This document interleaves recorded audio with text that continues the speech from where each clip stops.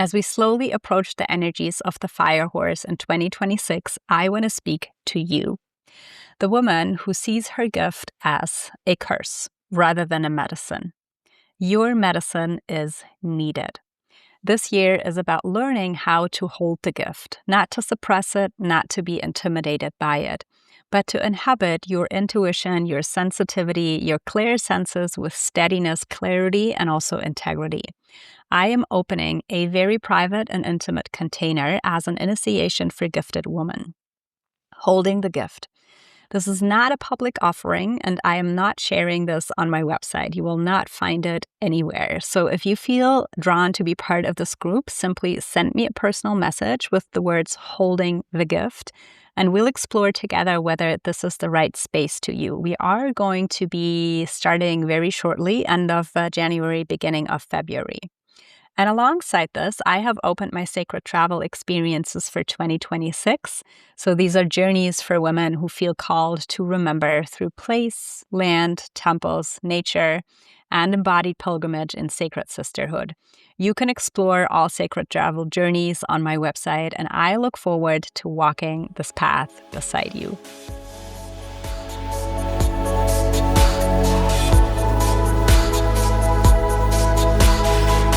Welcome, beloved seekers of the sacred. Today, we are exploring one of the most important roads we can take on our consciousness expansion journey, that is the mind-body connection. Mary is a transformative catalyst who guides individuals and organizations through meaningful change with clarity, purpose, and alignment. An American living in France, and I had the honor of meeting her in Egypt. Mary is the author of Mind-Body Connection Unlocked, Simple Mind-Body Techniques to Rewire Your Mind, Deepen Your Self-Connection, and Gently Transform the Way You Live.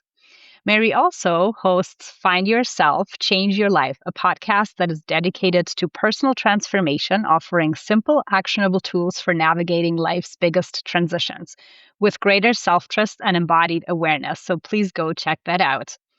So welcome, Mary. I am so glad that we are finally having this long-awaited conversation. Hi, Julia. Yes, me too. Thank you for having me. Absolutely. So tell us, you are an author, a human design oracle, a podcast host. You're also a mother. You are so many things. How do you balance this all? Well, it's a great question. Some days I'm not sure. But I would say the way I try to see it is that I have all these parts of me, and we all each have these parts of ourselves. And certain days, certain ones need a little more love than the others, or a little more attention than the others. So I try to really just move with whatever is coming up. And I would say the way I'm able to do that is by being in tune with my own mind-body connection first, and then working from there. I love that. It's such a big theme. And also for me, I think it started a little later on the path. So for me, it was first the mind. And then later it kind of like dropped into that, oh, wait a second. It's not just about like gaining knowledge and just knowing about things. It's about like embodying them and living them. So there were a couple of things when I went through your book that really stood out to me. But I would love to hear from you. I mean, even just the title, Mind Body Connection Unlocked, it's such a powerful title. So, what does it truly mean to unlock the mind body connection for you? And what's your personal journey towards doing that? For me, unlocking your mind-body connection is unlocking your own personal power, honestly. That's the short of it. What it started for me as well in the mind. I mean, my background is technical, it's engineering. Worked in corporate for about 15 years, like all of the things.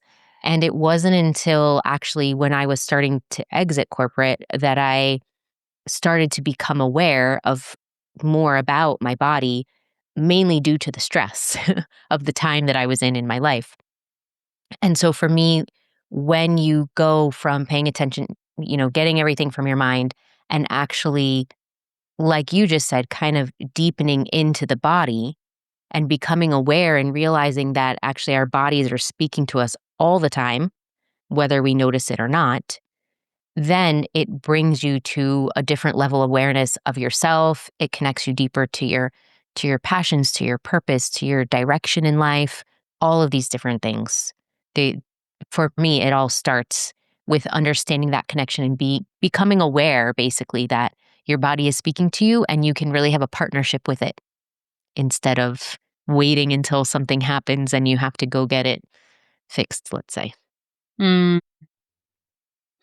And on that journey, I know that you explored a lot of different modalities to make that connection. What are the ones that really stuck with you? So, yes, I tried a lot of different things. In true, for any listeners that are into human design or know about it already, I'm a 3/5 projector. 3/5 is all about experimentation, trial and error, kind of like learning by doing and figuring it out. Sometimes it feels like the hard way. So that is my process. So I tried all these different things, and all the different tools in the book are things that I've tried. For me, it started with I was in Hawaii at a retreat, and I was at a council, and we were speaking with an ancient ancestor, and he suggested that all of us, anyone in the group that wanted, start taking he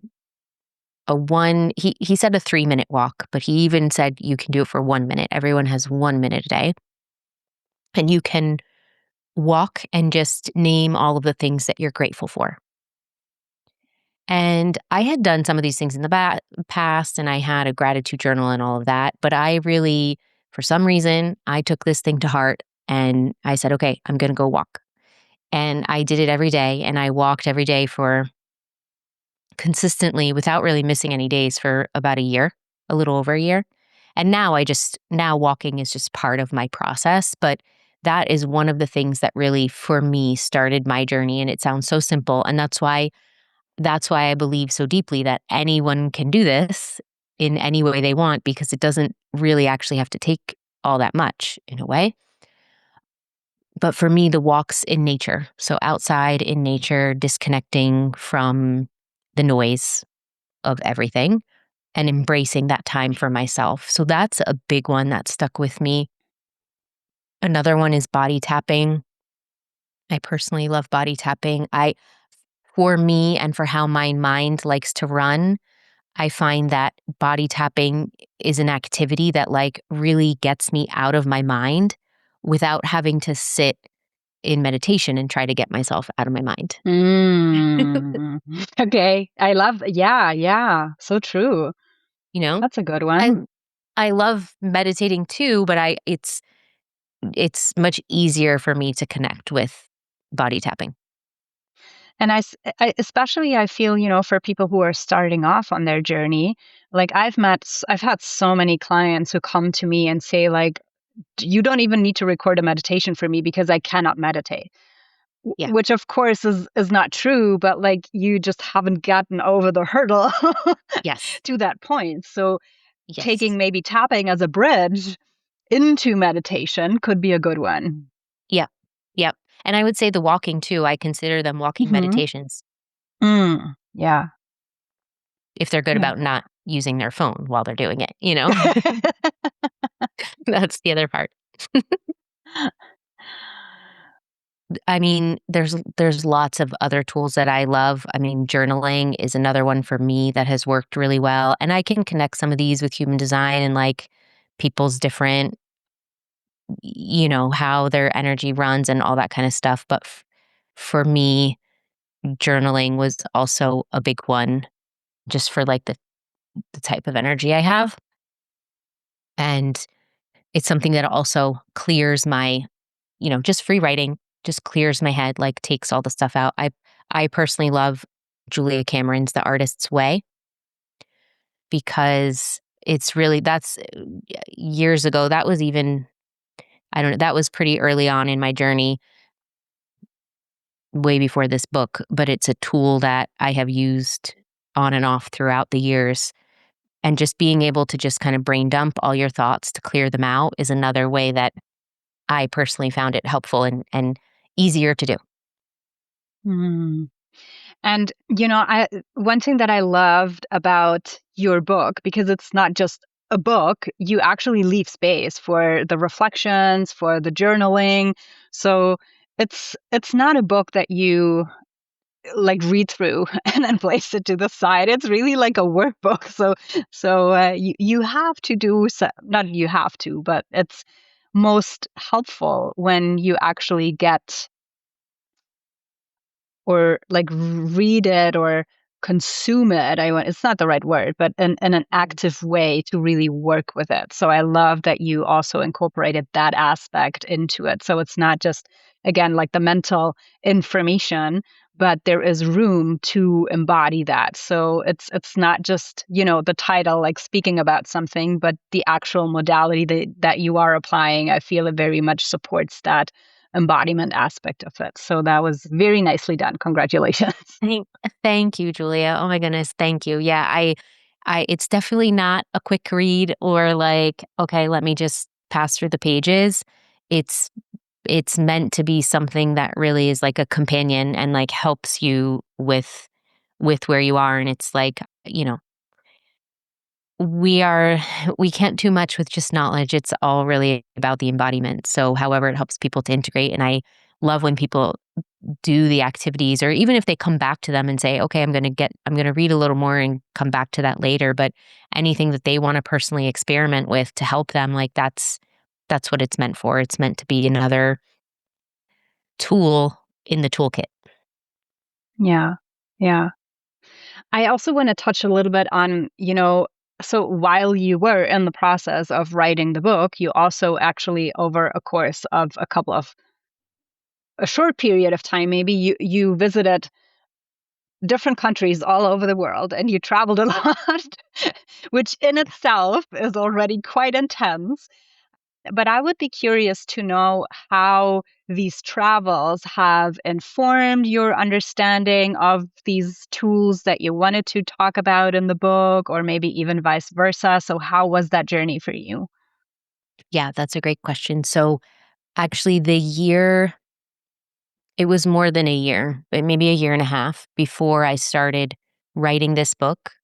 I had gone on, I'd say, like a few pilgrimages. I went to Hawaii, Zimbabwe, and Egypt, the Egypt trip where we met. I did all three of those in the same year. And it was wild. But I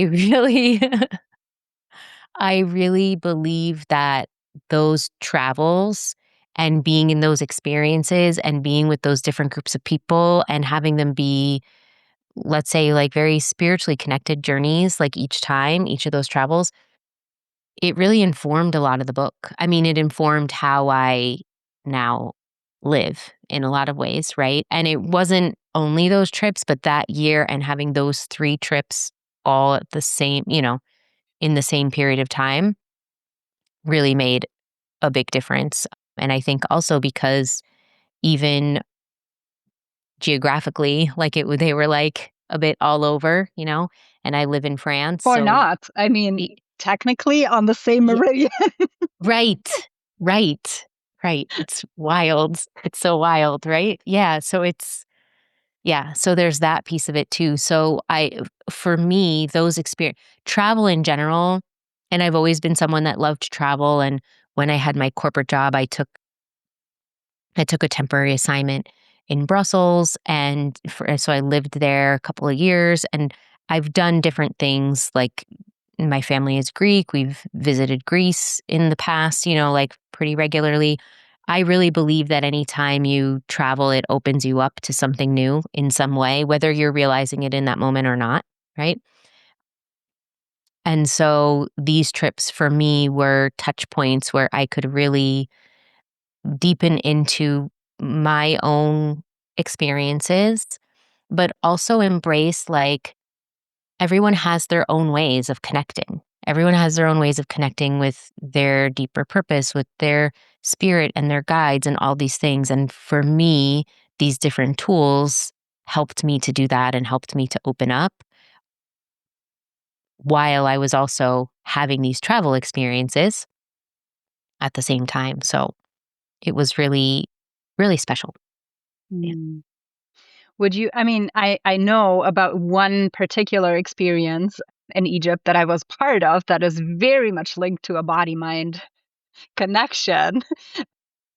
And I think you know what I'm talking about. So do you want to share maybe about that experience or any other experience where you really unlocked for yourself that body-mind connection and how it informed, as you said, like your life from then on, where something was changed or transformed into a higher purpose, maybe? Yeah. Okay. Are you thinking about the heights thing or something Yes. else? Okay. Yes. I just But wanted to make sure. I'm sure Yeah. there were more, so you could share Yeah. whatever feels No, that's aligned. fine. That's a really good one. That's a really good one.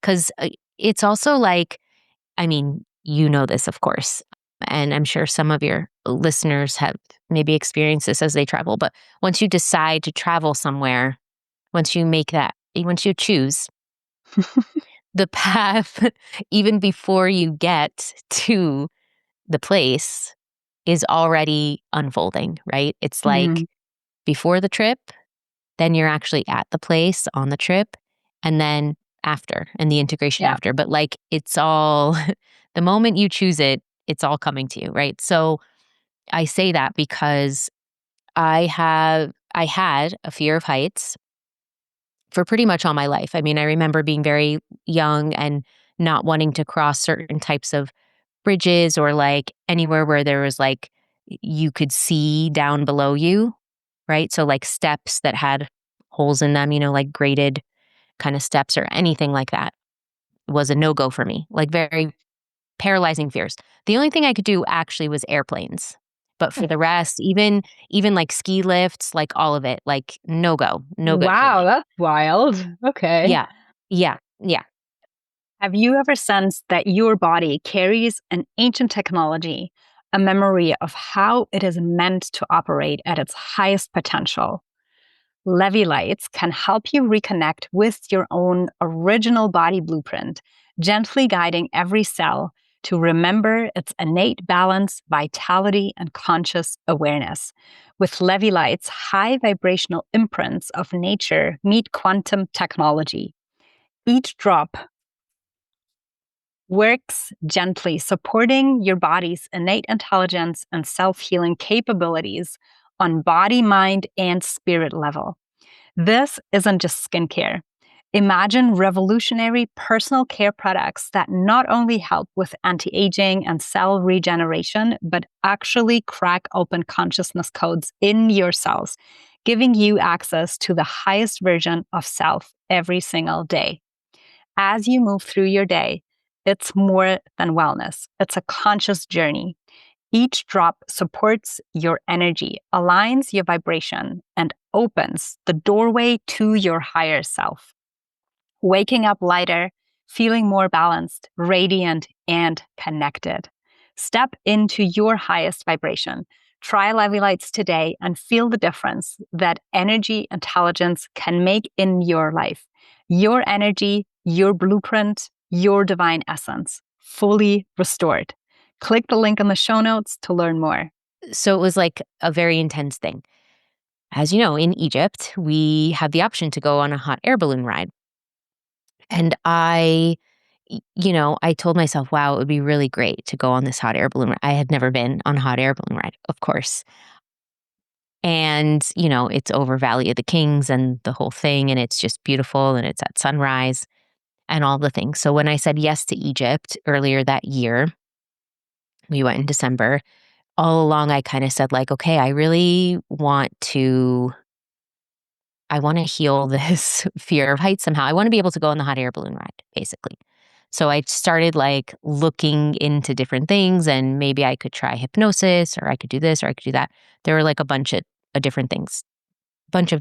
Oh, and a couple years prior, I had even had a dream and an experience at a French castle here where I remembered a past life where I was thrown off the side. And this Mm. castle is like on the side of a cliff. So I had already been Yeah. like exploring like, why am I so afraid of heights and like what's happening, right? So anyway, fast forward and I had been doing, that was a year that I started really doing a lot of body tapping, a lot of these different mind body tools, using them very regularly.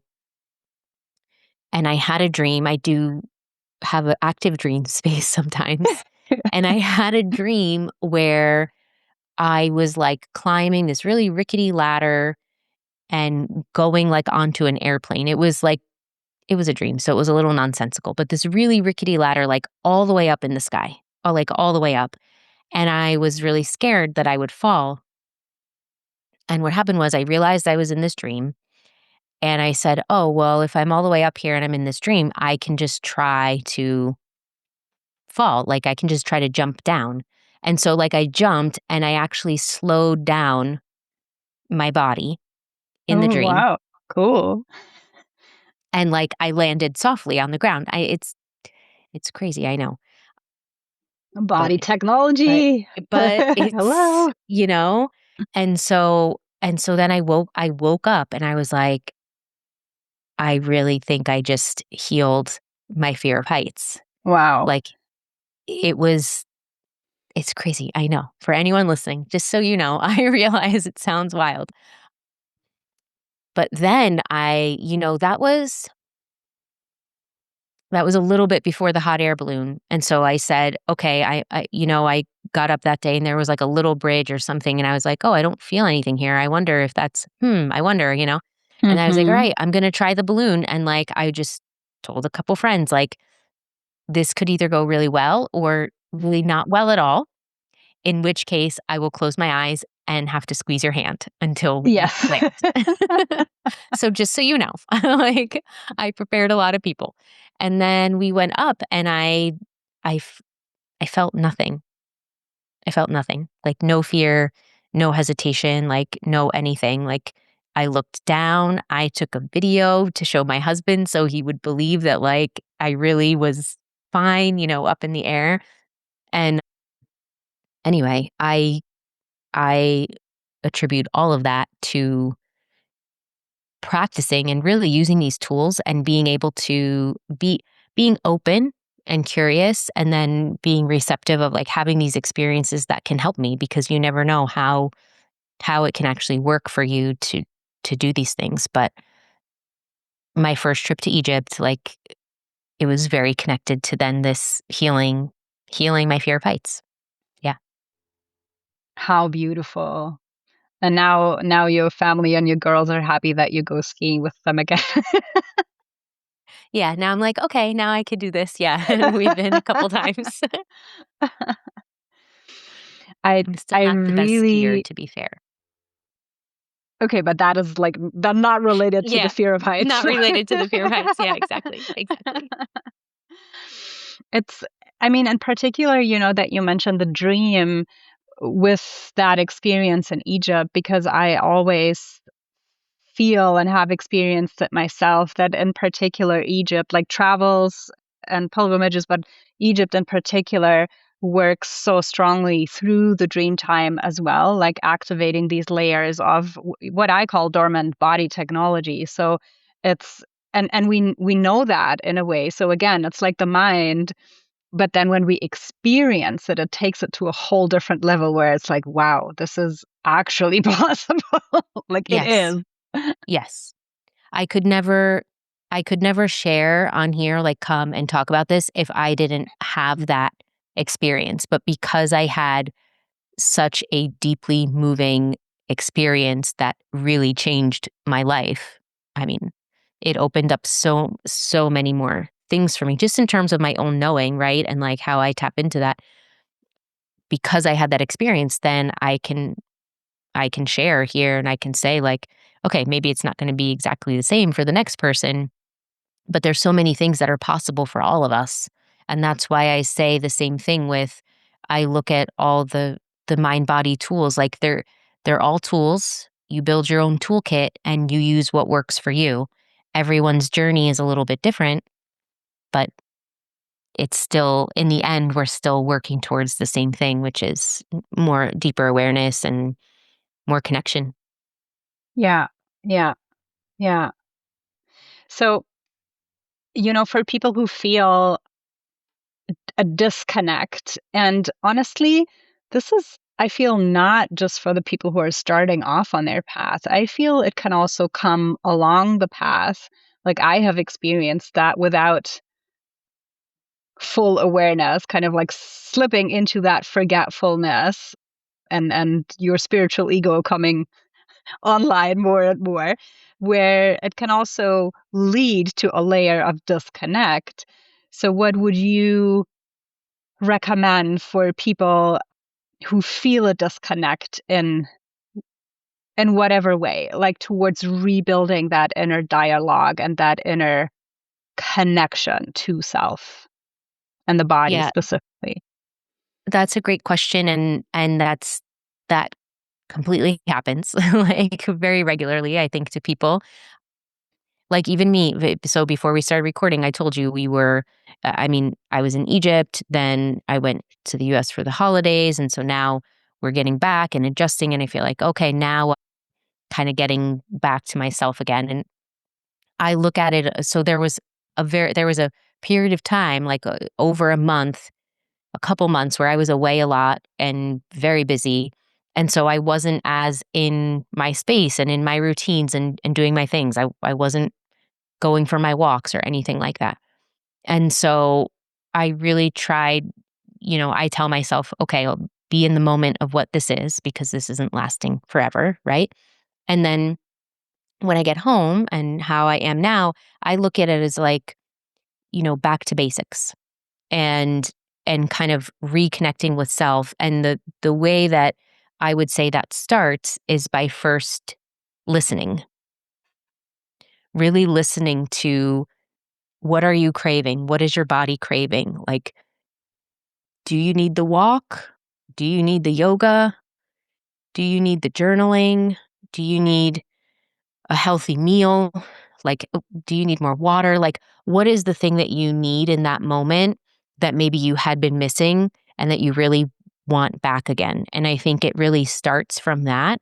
And then you can move into, getting back to your practices and things. I know we usually say, like, I personally have always had like an all or nothing mentality. It's like, all right, I'm going to do this every day and I'm going to be really Mm. consistent, right? It's like anyone that starts back up to the gym in January, right? It's like, it's like, okay, well, by January 15th, the gym is empty.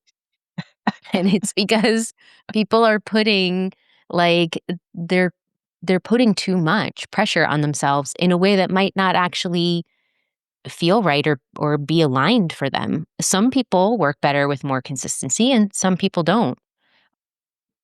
And I would say consistency as in like doing the same thing over and over versus consistency of showing up and listening to yourself and choosing different things in each moment.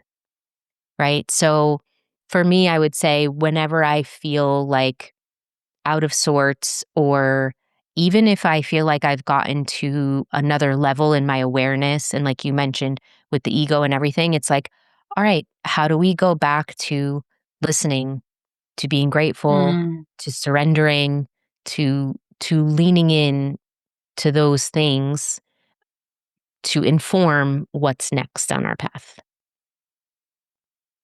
Yeah. And honestly, right now, the time that we are recording this and the transition from 25 into 26, I have never, not just personally, but also collectively, like felt more in the void and really the need to go inward and to just like deeply listen. There was even a point where I kind of like went into 1 to 2 day silent mode within my family Mhm. because I was just like, nope, Yeah. keep Yeah. it in. Yeah. Yeah. That it's It's very powerful, and I feel that people have often, or we have unlearned in a way, how that silence and that stillness can be even more powerful than anything else that like we project outward. Yeah. So thank you for that reminder. Mm-hmm.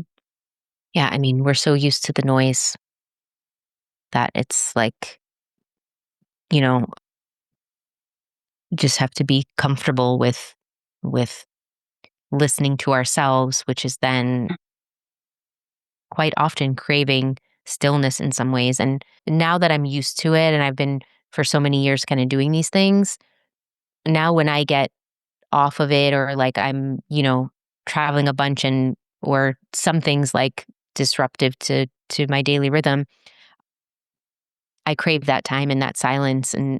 and I didn't always before, It's like building a muscle and then you build it Mm. and then it's time again. You say, okay, time to get back to me. That's a very good way to put it. Yeah. I also feel it's a great segue to weave in human design a little bit. So in your experience, how, or for someone who is not really familiar with human design, what is a simple way to describe how human design helps us to navigate life, work, relationships, your own energy levels? Yeah. So human design, I look at human design as a tool, a great tool that really can help you to open up and open into your own mind body connection, right? So you can get your chart, you have to put in your birth details with your exact birth time. It's just wild how accurate it is. I will just say that is why I love it so much because so what it really does it informs you about your energy, like how you're designed to work, how you're designed to make decisions from your body, not from your mind, right? A lot of times we try to overthink everything. And actually, what you can learn from human design is how to make decisions from your body because your body's always telling you. You're just usually ignoring it, right? And I've seen this with my children as well. And actually, I think that's one of the most powerful places where I saw it in the beginning. I said, oh, wow, okay. Because I saw one of my daughters, I used to tell her all the time, like, use your words. She was little. I was like, use your words. Tell me what you want. And well, I didn't know at the time she was a sacral generator and sacral beings, that decision-making style is not meant to use their words. You have to, look at their body response. And so when I learned that, and then I would look at her when I was asking the question, I would then see what her body was doing. And Wow. it was so transformative for me. I was like, okay, great. Like it was really amazing. So I look at human design as another tool in a toolkit where you can learn these things about yourself. And then you can also learn them about, so what did I do? I deep dived into, everyone else in my house, my husband, my girls. And like, okay, what's everybody's chart? Like, we have 4 different decision-making styles in our house. No So way. yeah, there's 7 That total is and wow. 7 options, and we have 4 different ones, completely different ones. So like, even that just helps me understand how to interact with people in a different way, right? Like, and how to support my girls to be more aligned to their own energy, honoring that instead of trying to like, could we say conditioning, but like condition it out of them and have everyone like act a certain way or be a certain way. So the way I look at it is like a tool that you can use to explore all of those things.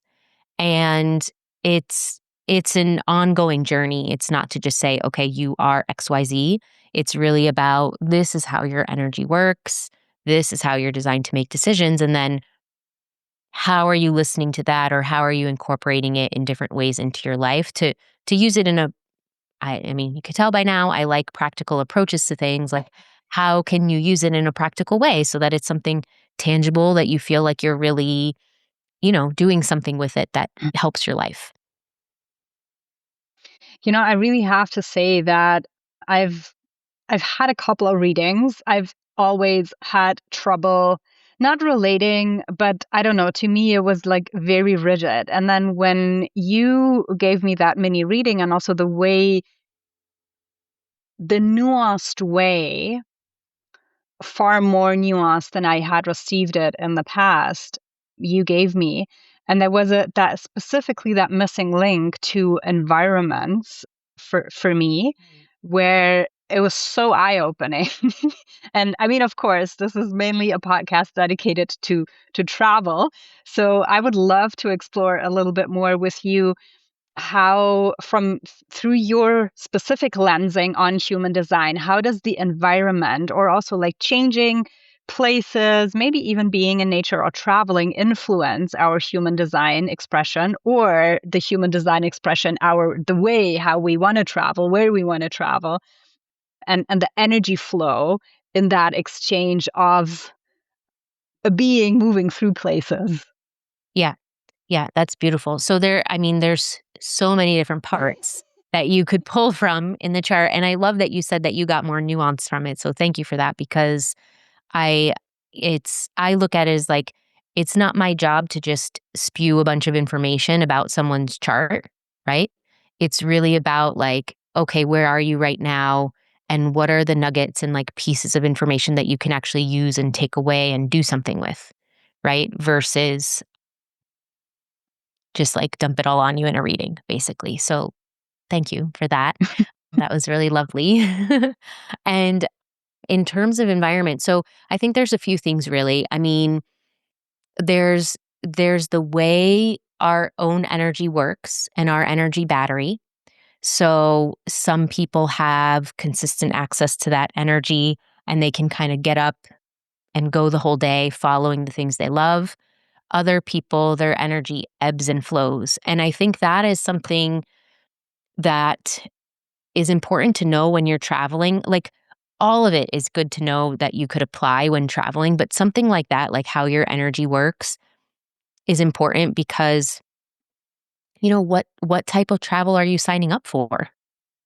Like, are you signing up for a trip that's going to be go, go, go 24/7? Are you signing up for a trip that's like sitting on the beach the whole time? Or is it something in between, right? And you can do any of them. And I definitely, I don't like to put anyone in a box with human design either. So any of the different types can go and have the travel experience. But I think it's more about bringing the self-awareness back and understanding how your energy works. So then you can understand like, okay, what types of trips do I really thrive in or feel good with? Or how long can I go? My energy ebbs and flows. This is going to be an intense trip.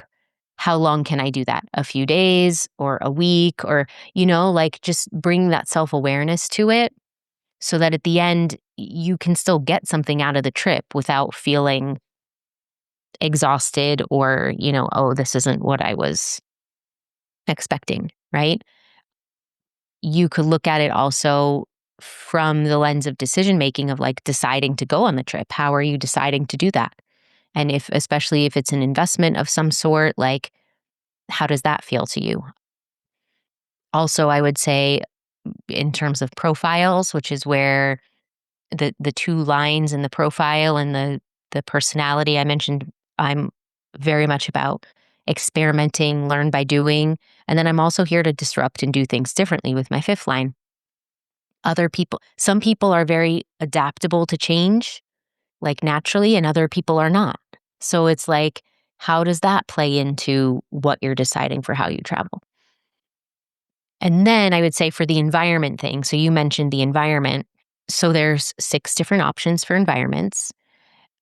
3 of them, like it ties with the lines. It's a very in-depth system. It ties with the lines of the I Ching. And the first 3 lines are really meant to be, they're helpful to have more often than not, let's say, versus like lines 4, 5, and 6 are a little bit more like you can kind of pop in and pop out of that environment every so often. You don't have to be in it all the time.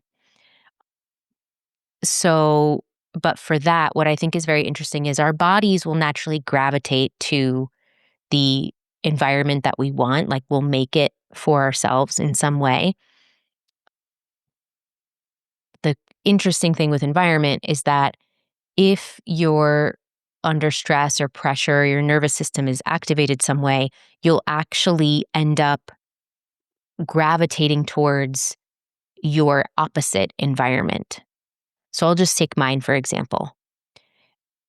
My environment is mountains. It's fourth line. It's meant to be expansive and kind of like an elevated approach and looking at things a little bit differently, higher up, right? So like my office is on the second floor, my desk faces the window, like these kinds of things kind of just help support me and how I feel so that I can have my expansive view, right? My opposite one is the first line, which is caves, which is kind of closed in. And I didn't look it up before, but which environment are you? Markets. Okay.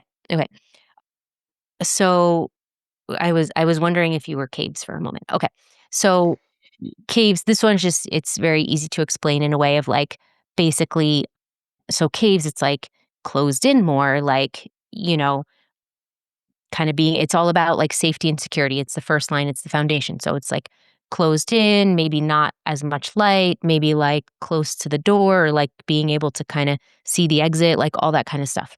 So if I'm feeling like I'm in caves and I'm like craving to be kind of like bundled up or something, right, in some way, it's not good, bad, right, or wrong, but it means that my nervous system is activated right now. It means I'm in transference, is what it's called. And in that case, like that's not the right time to make decisions. Like you don't want to make big decisions from the place where you're basically like not in alignment, right? So it's like, what can you do to bring your body back to that place first? Bring it back to your aligned place and to your environment, and then make your decisions from there. I know that's a little bit outside of like the travel thing, but I do think it still goes together in a way because we, make all these decisions all the time. Yeah, no, actually, I don't think, I think it is connected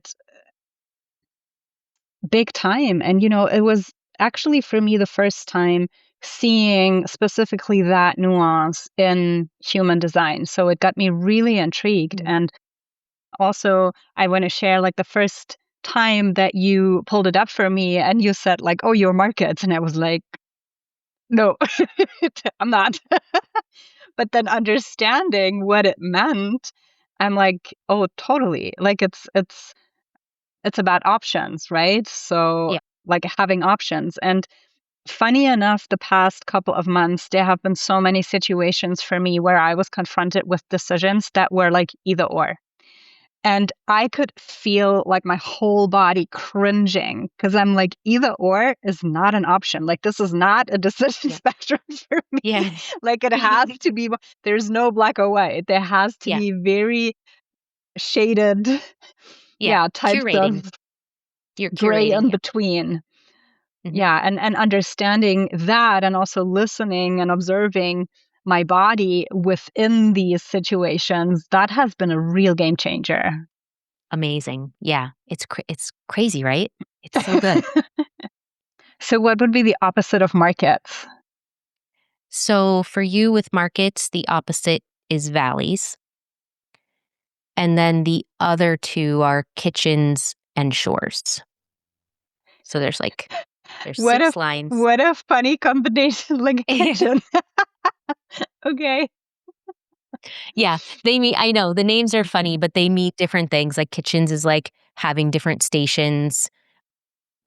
Like it's having options as well, but in a different way from markets. Markets is really about curating with your options. Okay. And would you be able to explain, because you said that sometimes we are gravitating towards the opposite, what would the theme of valleys be about? So valleys is like you'd be maybe like more secluded. Valleys is kind of like on the edge of things. Markets kind of wants to be in and curating and like taking from the different pieces. Like valleys can be a little bit more like, observing or kind of like on the outskirts, if that makes sense, Or maybe for you, like yeah, like not necessarily wanting to be in the middle of the things. Or maybe in your case, like you might feel like, oh, you're making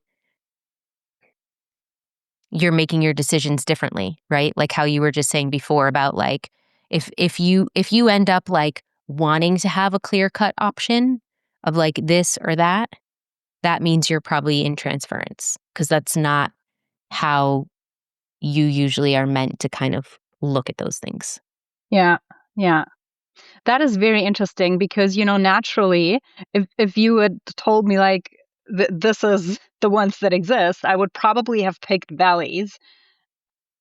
Also, just like looking, physically where I live, like how I like to be in a more secluded, maybe natural area. But then it's really what you say about like even having the option to go to a hustle bustle place like a market, like the city, but then to opt out again and like retreat. Yeah. Yeah. It's all like, and there's so many things to it, like even environment, like it's one aspect, right? So like there's so many other things in your chart too that could be like you're a 1-3, I think. Yes. Let me check. Yeah, you're a 1-3. I mean, that 3, well, you have that first line researching, that third line experimenting and doing. Like, it's like all of these things show up in different ways, right? Like, so like you're experimenting, especially on your body side, like might want to get you out and do different things a little bit differently, right? More so than someone else. So there's like all different places where it all shows up, you know? Hmm. That is so fascinating. So, people, if you want to get a reading, then please hook up with Mary, specifically when it's about, decision making process, not any kind of decision that you might feel confronted with, but just like in general, how that body mind connection and how your body makes decisions other than maybe you are making decisions from the mind. So it was really helpful. So thank you for that. Great. Great. Thank you. Yeah. I can talk about human design all day long. It's it's a tool, but I found, and I've done in like my background, I've done a lot of different modalities, and even in the corporate space, like a lot of different, personality or thinking preferences and all of those things. And I just continue to be blown away about how much like human design is such a supportive tool that's really like, yeah, it goes deeper than those things. And like, you're not stuck in a box in one thing. If you really use it as something just to help you evolve and kind of something to give you some guidance, it's a tool, you know? Mm. Yeah. Yeah. So if there's one core message or even embodiment practice within this all theme of body mind connection unlocked that you would like listeners to take away, what would that be? That would be, I would say, no matter where you are, like on your journey, the more you can start to pay attention to and listen to your body, like that's going to lead you so many places. The more you can build a relationship with it, like really, like I mentioned in the beginning, getting out of the mind and into your body and kind of like feeling your way through things, and just paying attention to that aspect of it, it's life changing. I'm just going to say it. It's life changing. So like anything you can do, and it doesn't have to be big, and it doesn't have to be like this grand gesture. Like small simple things can really shift a lot for you in a short amount of time even. Yeah. Yeah. And I think you are walking proof that this really works, like within a small spectrum of things, but also with the big things like fear of heights. So, That's true. Yeah, thank you. Yeah. I hadn't thought about it that way. Yeah. Yeah.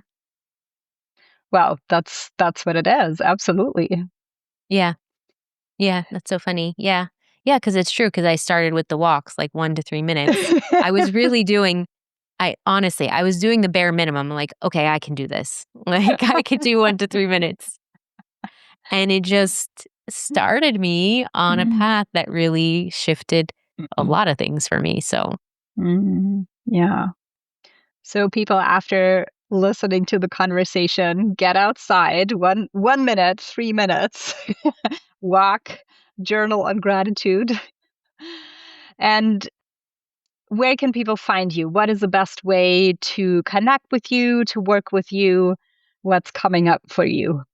Yeah. So all my information's on my website, 𝘵𝗫𝗄𝗃.com. I'll give you the link because my last name is a mouthful. And I'm on Instagram and LinkedIn with the same name. You could just search me there. But yeah, reach out and you'll find human design on there and my coaching, the book, the podcast, all the things. They're all in the same spot. Amazing. We are definitely going to be showcasing all the links below. And you wanna show the book? You have the physical copy in the shelf. I only have the digital copy. So yeah.